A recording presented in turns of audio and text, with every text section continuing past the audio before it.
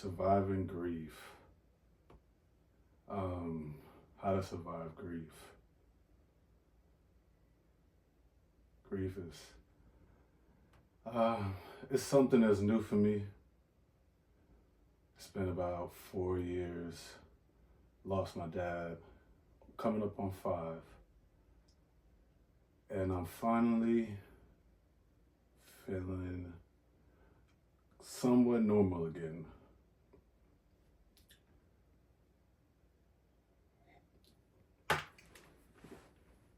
I didn't know grief too well. I grew up with both parents, nothing too fancy, good home, sitcom home, nice sitcom, black family, both parents working, trying to make it. Um, to me, everything was perfect, man. We're in the hood, ended up moving to a nice townhouse, but you couldn't tell me any different throughout any of my early years. Like, life was amazing. I got my siblings. I lost my grandfather when I was about 11, and that's probably the biggest death that I had, and I was still pretty young, and we weren't the closest. I mean, he was an older man, born in 1919. So it was like, okay, and I see my dad's like sadness. I'm like, damn, I never see. That was the first time I see my dad cry. Um, but other than that, no real like major significant deaths to someone I was close to. So, I was close to my dad, very close, and his only, well, he has 2 boys. My older brother is from his first wife, and he's different. He's a little mentally challenged. His mom has to take care of him. I love him. Shout out to Wesley. Sweet dude.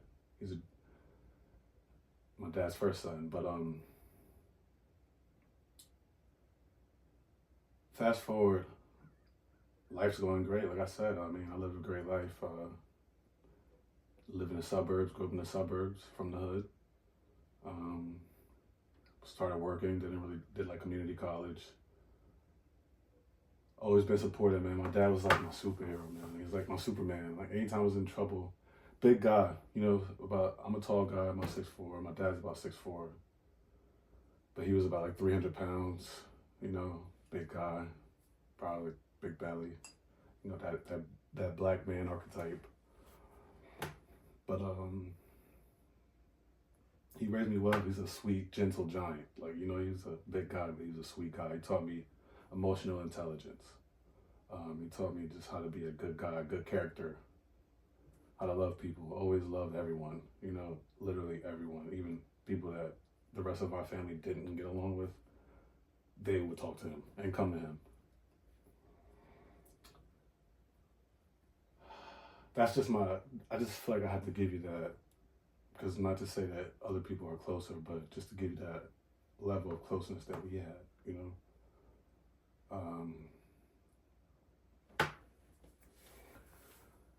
So fast forward to 2019, just to speed the story up. I had my first daughter.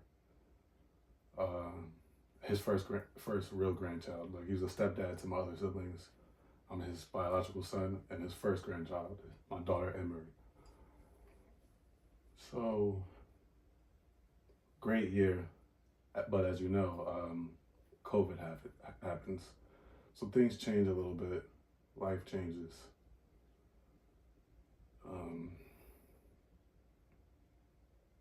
Everything changes. And, so that year we were trying to keep contained, everybody stay home. We talk on FaceTime. So, he saw my daughter a few times, and just seeing him in that last year was just not as much as usual. It was like all the time before. But, COVID, everybody, I was trying to be extra cautious because, they're older. And my dad he was like, man, fuck all that. I'm going to come see you. I'm going to come give you a big ass hug and a kiss on the head. Like, bro, I'm like, bro, it's COVID. He's like, I don't care. That's just him.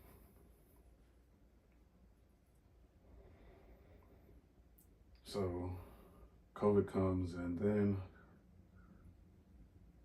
fast forward to 2020, just to speed the story up, because we all know what COVID did. 2020, everything changes for the rest of us too.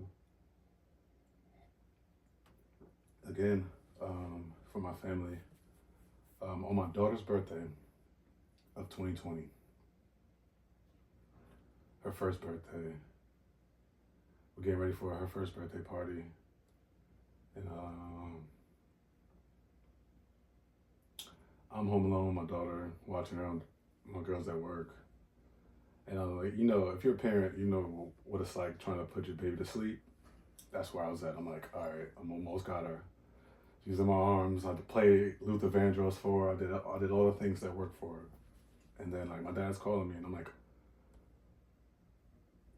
just trying to get her down, and also stressed thinking about her first birthday party, like getting ready for that. And he calls me, and he's just trying to talk. My dad would always do that. I'm like, he's like about to head to me. He's like 45 minutes away, and he just wanted to talk. And I'm like on the phone, like, hey Dad, I'm about to see you.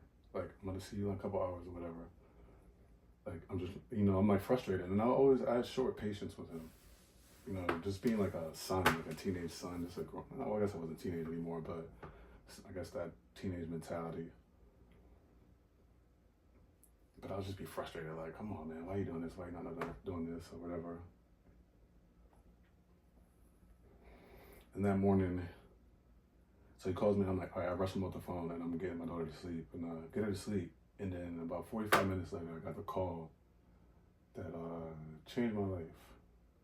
It was my uncle who he lived with calling me, like frantic, saying, what's going on with my dad or whatever, saying that, EMS is there working on him and stuff like that. And he had a heart issue.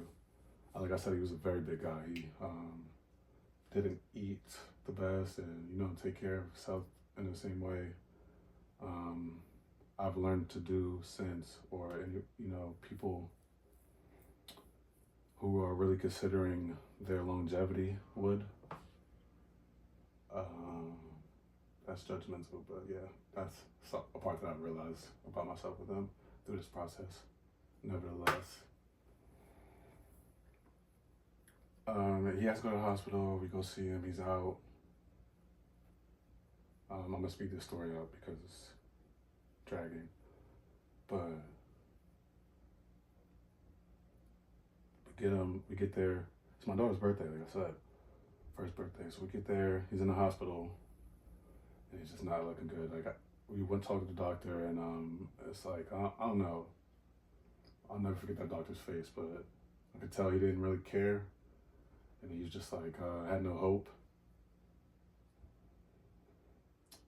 So we went back home after waiting hours. Not much we could do, or go in too much because of COVID.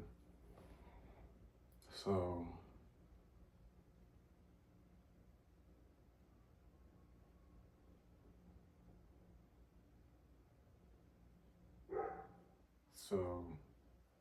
because of COVID.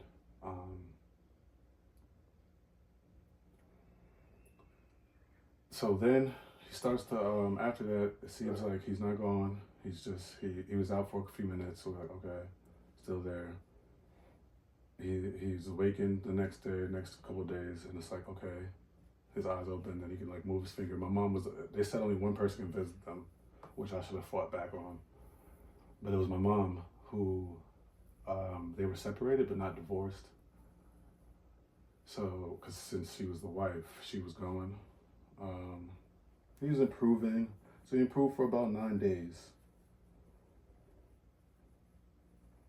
And then the same thing happened with his heart.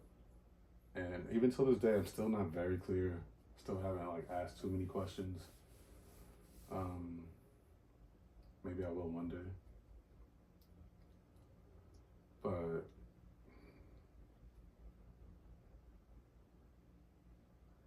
let me take a sip.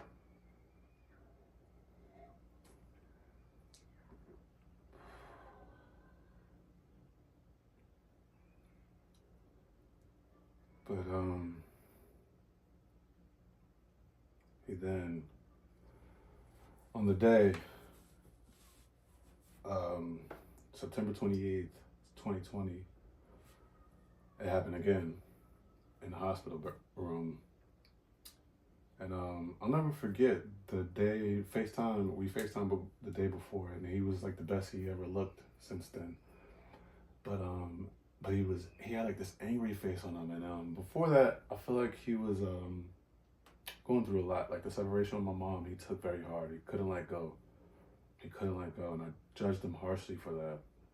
Even though that was my mom, I'm like, bro, let it go. Like, but he just was a soft, gentle guy who believed in what he believed in, like true love and marriage and the storybook life, fairy tale life, which he input into me and my baby sister for sure. Where we think everything's a fairy tale, which is why I took grief so hard in a way, I feel like.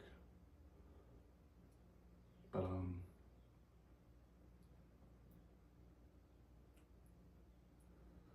where was I?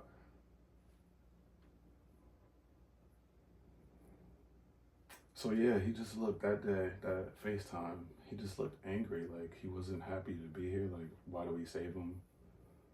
Or he just never had an angry face. And this shit is so sad. Last thing he says is like, I love you, boy, which is what he always said to me. So those are the last words I said to him.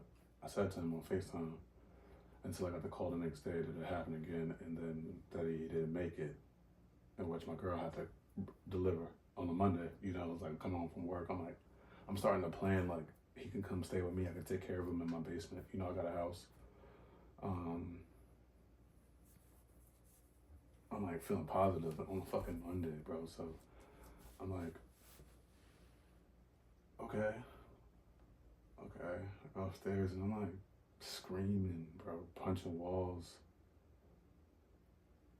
And I'm not even that type of person, but I was so sad, bro, like so sad.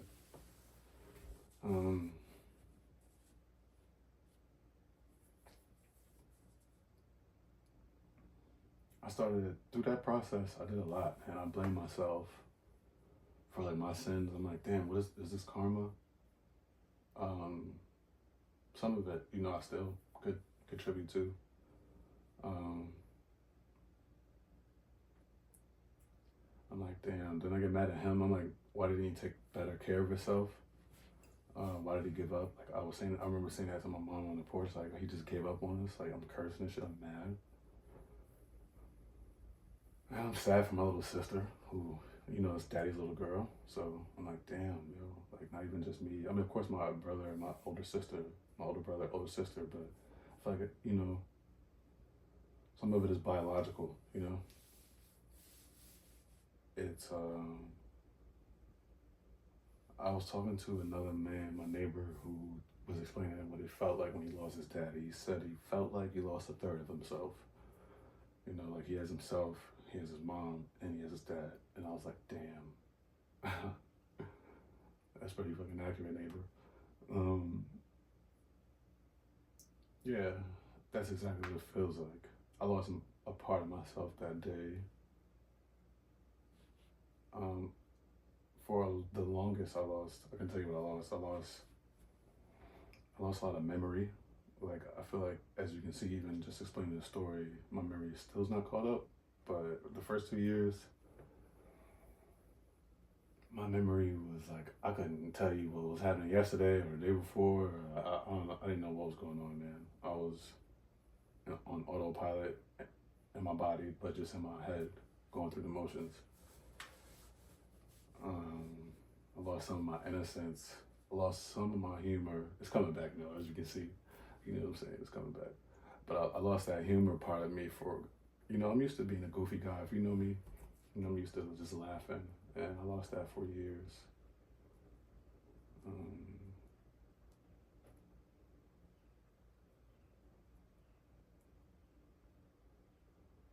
Yeah.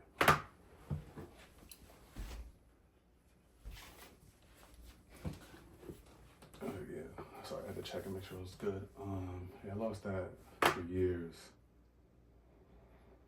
I lost belief in the world. lost um, positivity, optimism that I was so full with.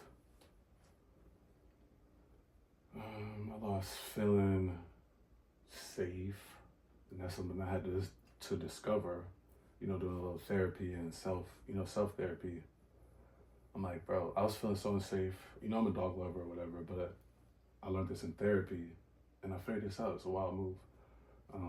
I went and got a Great Dane, which I love. I have him right now. Large Great Dane. How huge fucking dogs.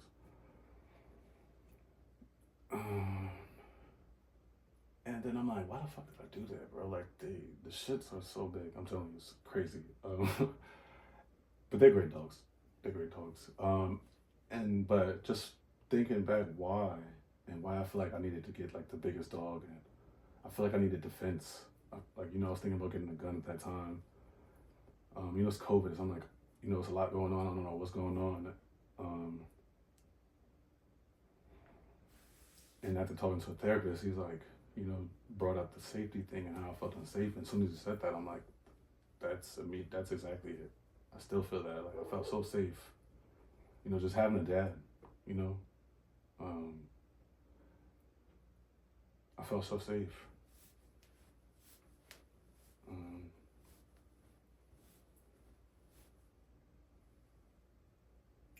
It made me think about the people that don't have dads, especially like men, especially black men, growing up with no dads at all, and how unsafe you might feel from birth.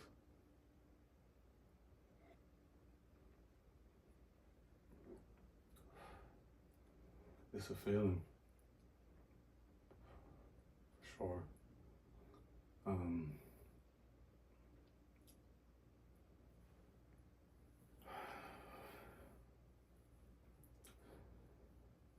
I lost a lot of my family,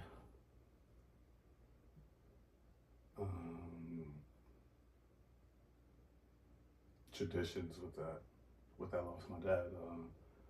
He was the glue. I don't think anybody realized it, but he was the glue. He kept everybody on their best behavior because he was such a nice guy. It's like, all right, man. Eric's gonna call you. Dad's gonna call you. Daddy might call me. And it's like, man, he was such a cool dad. Like, he never yelled at me, never hit me. If he was wrong, he would call me back and say, hey, I'm sorry, I was wrong about that. Like, that's a man. That's the shit that he taught me,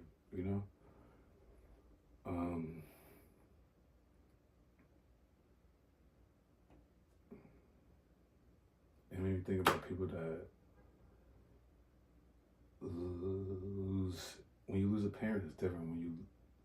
It made me think about people that lose a parent and just like can't come back. And I feel like that's what the testament of this video is me feeling like I'm back. Like, I'm not 100%, but I'm 75% what I used to be, 66.6, what I used to be. And that other third is full with the new me. Post,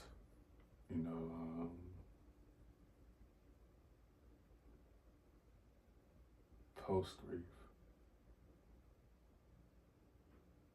And I'm still in grief. Like, I heard there's something that doesn't go away. I guess it lightens up, man. I think a lot of people are not warned of what happens in those moments. And you start to question a lot. Like, so after that, let me get back on track. So we find that out, he dies. Rest in peace. Then you have to go straight into all the places that want to make money off of you. I was not prepared to pick out a casket, or talk about funeral arrangements. It's something that people don't talk to you about, and it's not like, like they're just business. They're like, yo, let's get it. Like, besides casket, you want what color you want? I got the new mahogany. Like, I'm like, okay, bro, I'm crying right now. Um, and my dad's a big ass guy, so I'm gonna need an extra large casket. That's a true story.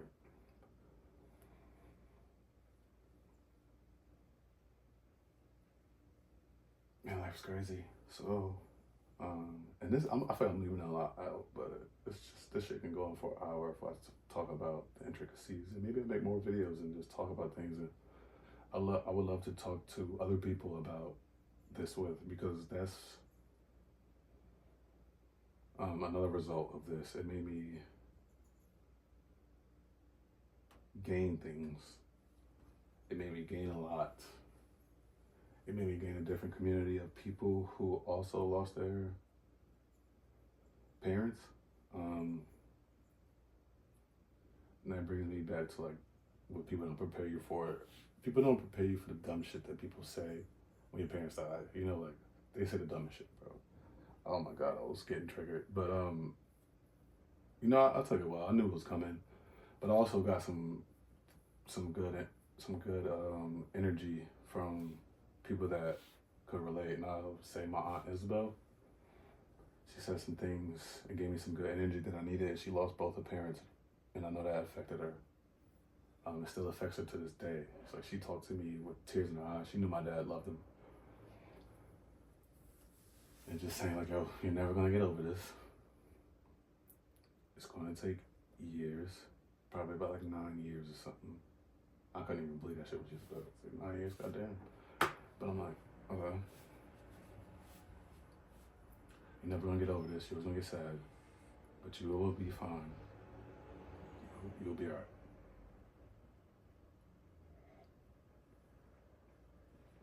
I couldn't see that shit at the moment, but I see it now. So go through the arrangements, and after that is the healing process, which is a long process, as you can see. So man, you know how black people do. Drink a lot, eat a lot. Man, we was drinking. We party for like a week, man. I'm not gonna lie, it was like some real Native American, true Aboriginal, tapped in ceremony without the knowledge that we're doing the ceremony. We just doing it. So you know it's real.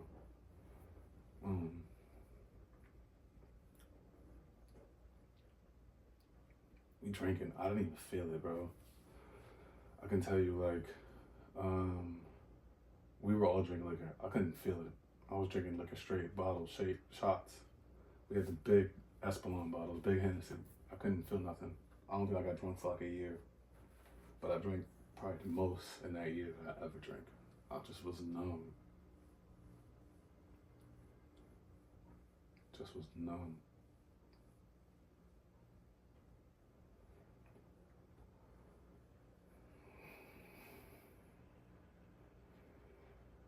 So then, I want to go back to the things that I gained too. Oh, what I lost too. What I lost a lot. I gained some courage. I gained a new outlook, a more manly outlook. I know that nobody's gonna save me. I know I'm out here solo, dolo. Like I got people to care for me, but nobody's gonna care for me in the way that my father did as a man. So I gained that. I lost social anxiety that I battled with for years. I was always social, but I had like bad anxiety. Doesn't make any sense. But somebody can relate to that. But I don't have that anymore. I walk into a room and it's like, man, what's up? I lost fear in a way. I don't be scared. I'm scared of flying still. I still fly, but I hate that shit. But I threw away fear, man. I threw away fear. So those years was tough for me. I've been leading up until now. I wanted to go through year by year. I had to give you that. because where I am today is much better, and I'm in a place where I feel like I want to help people. I want you to know that you'll make it through this shit. You know, and the way, man, I studied, man, I got through it. I did everything. I did like, it was like Solange Cranes in the Sky. I did everything. I tried it all. I tried it all, man. I started studying religions. My dad was into, I don't know if he's Christian, but he was into the Bible and would go to church and stuff like that. So that's the only thing I wanted when he passed away was his Bible, which I have, and then one of his fitted caps, which I still have. It still smells like him, you know. It's like a man that's been changing oil, you know. It's my God, you know. Smell is the closest sense linked to memory as well, so that was important to me.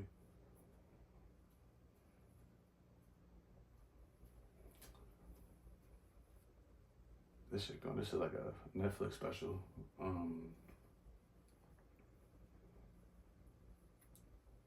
So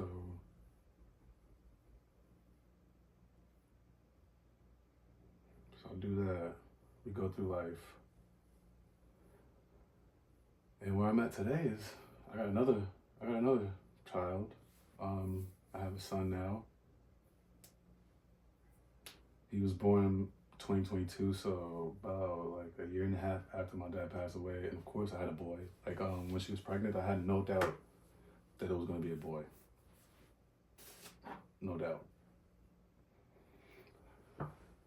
God works in those ways, you know. I got closer to God with this. That's how more things that I gained. Gained a better relationship with God.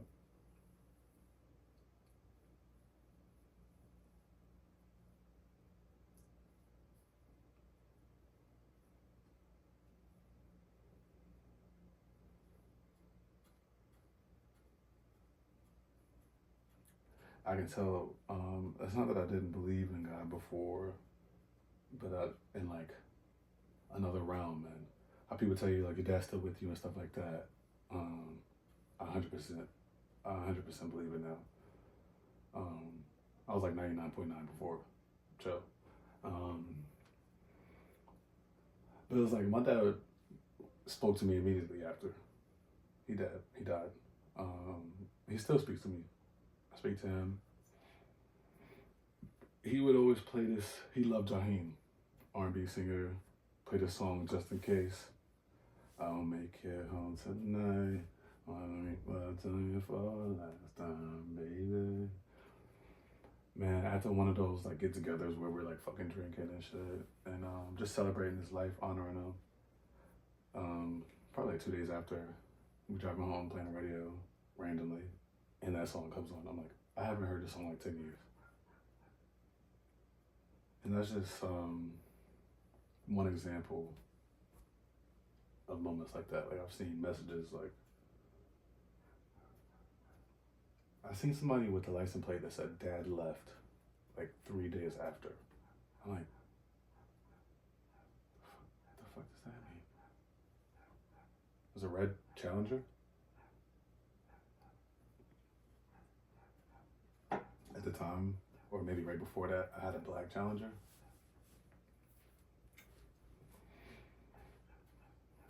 That's life for you, man. That's life for you. But so all that was to set the stage, I guess. I just want people. I want to help people.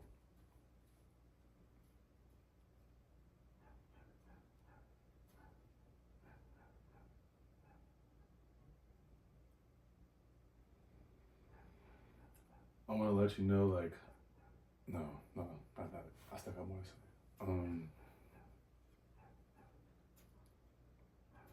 That shit made me look into religions. It made me look into afterlife in all different ways, consciousness, physics.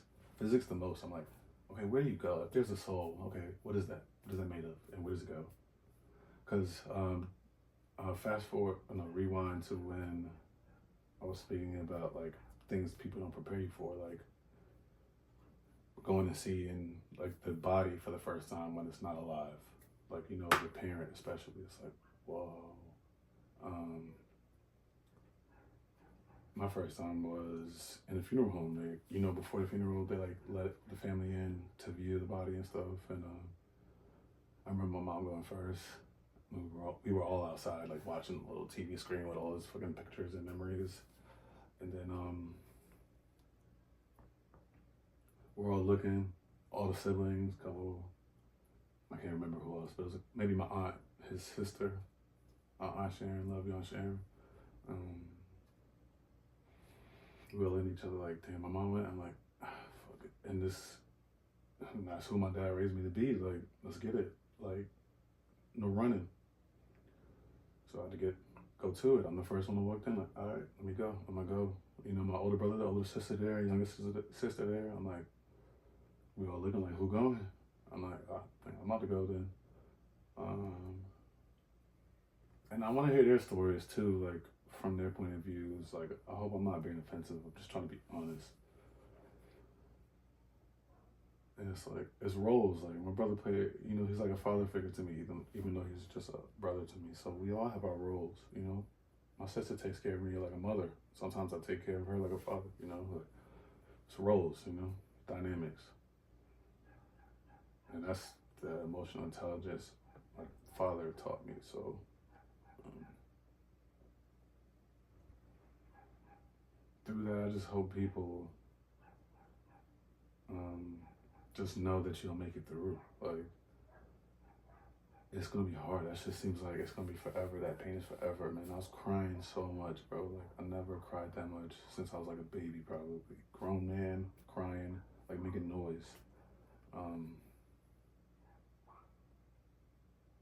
I still do some days. Like, I'm sad that my daughter can't spend more time with him. I'm sad that my son never got to meet him. You know, my son is just like my dad. You know, my dad would love him. You know, he would love him. He's, you know, and I'm sure he does from up above. But it's just like, um, man. I mean, also that would be a good babysitter too. Like, you be needing that these days, daycare expenses. But yeah, man. I miss that guy, yo. I wish he was here. And you're gonna feel this. You're gonna feel angry at people, lack of patience with people, lack of faith in people. Um, but don't let that shit change who you are. Be better. Like, I feel like I'm trying to be better. I'm not perfect. I'm still growing, but I'm trying to be better, and that's how I honor him. I feel like that was a common theme in a lot of my research and just, you know, exploring myself and the world. Is just honor them. That's all you can do is honor them in whatever ways that you can. And I think that's missing from a lot of us. And maybe that's the theme of this. Maybe that's the theme of this. That's how you survive grief. You honor them, and in the best ways that you can. I honor my father by being a great dad. I feel like I'm a top tier dad. I'm not shy about it, because I had a top tier dad.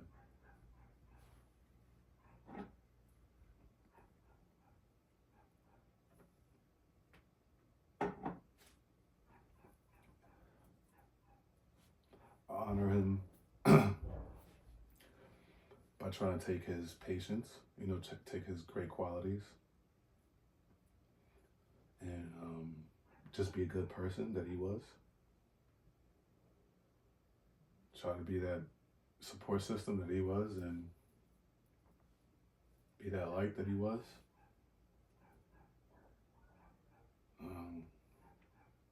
And I did a little therapy, like I said. I did like 4 or 5 sessions, and it helped. But after that, I was like, I don't know if I need this. This dude, he kept on trying to make me cry. I'm like, man, I cry when I'm ready, bro. Like, I don't know. I just felt like he was trying to make me cry. But he did give me some, you know, some input and perspective that I really needed to get me where I'm at. And I think that's why you try everything. Because you might take 10% from this, 15 from this, 25 from this, and so on and so on. But just be willing and open to receiving those messages, those lessons.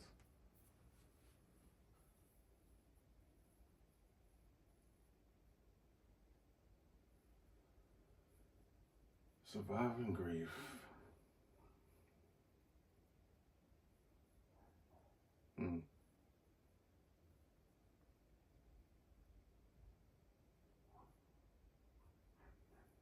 What else do I have to say in that subject?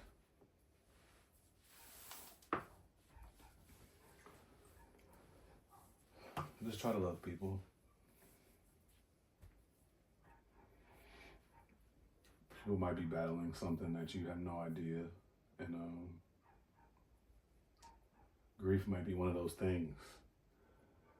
It's the strongest emotion I've ever felt. Like, I've been so fucking happy. I've been sad. I've been excited. But grief is like, what the? I feel like, to explain it, I feel like I broke my brain. Like, I lost social anxiety, but I gained some anxiety because my brain kept trying to figure out how to talk to my dad. Like, I kept going to call him.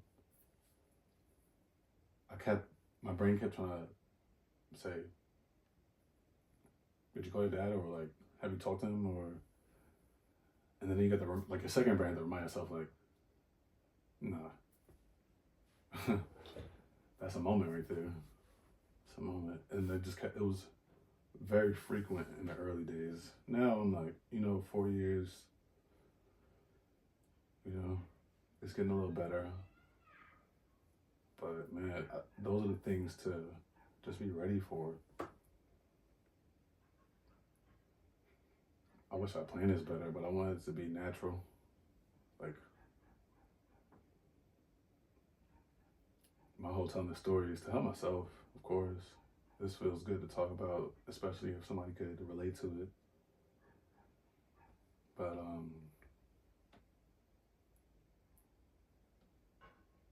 I hope it helps someone. And it makes you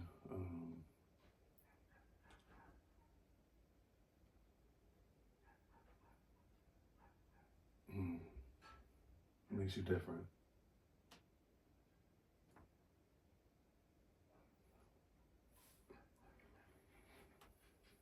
I started to envy people that had parents still. And that was a weird feeling. Like, I never felt like envy like that. And I was like, even my girl, like, I'm like, damn, like, why am I feeling? And everybody that's not feeling this at this moment, like, and I was conscious of that. Sorry, my neighbors. What the fuck they talking about? But I started to envy people, man. It's like, yo, there's people that are like 60 years old and they still have both their parents. I was 29. I turned 30 like 20 days after that, after my dad died. Barely remember my 30th birthday party because I was, yeah.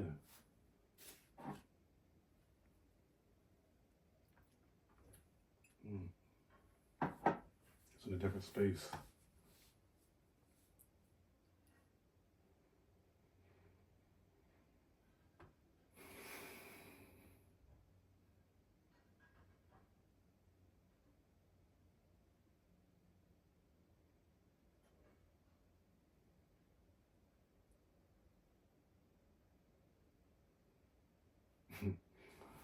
When I was spaced out like this, I always been doing this since I was young. My kids actually do it too. If you watch Game of Thrones, me and my girl like to say that it's like war game. Because I'm like, totally in my mind at those moments. I can't even see, like, even though my eyes open, I can't see what's going on just in my mind.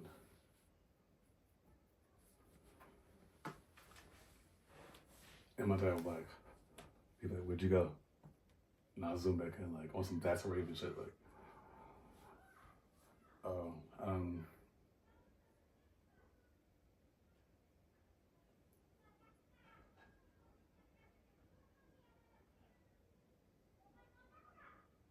they hear this shit?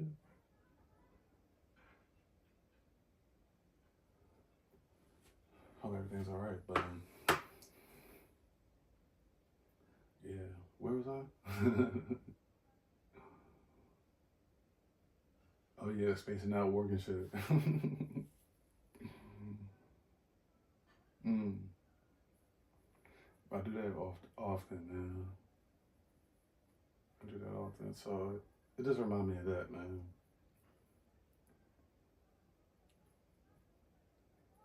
I just want people to know that.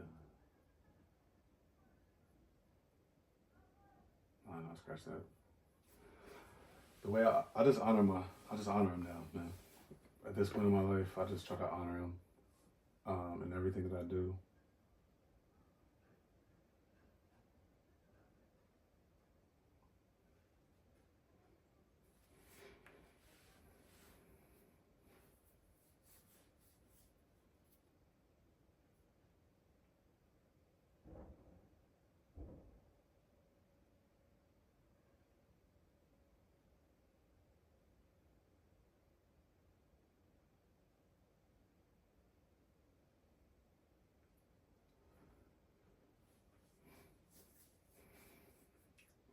One thing I didn't do,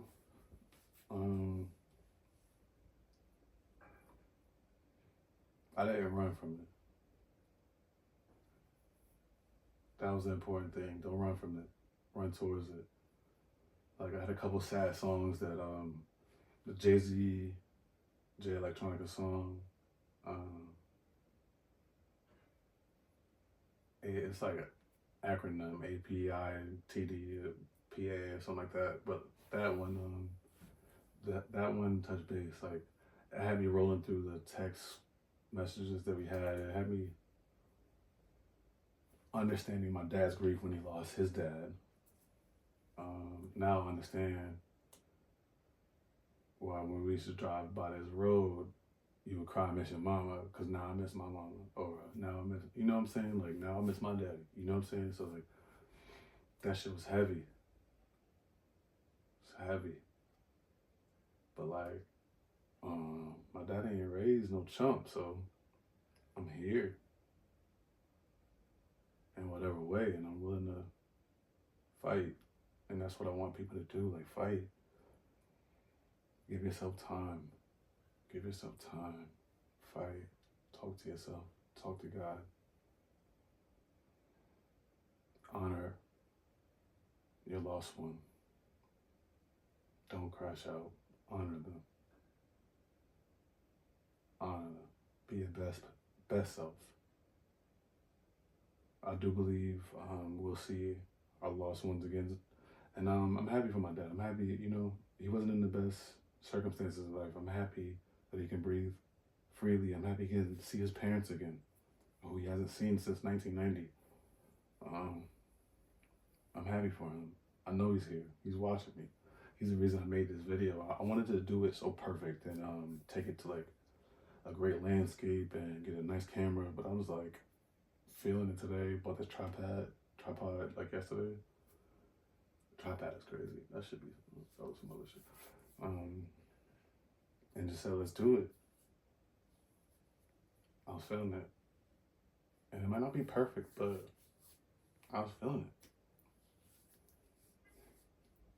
And I want you to do what you feel going forward. Listen to yourself. And honor a lost one.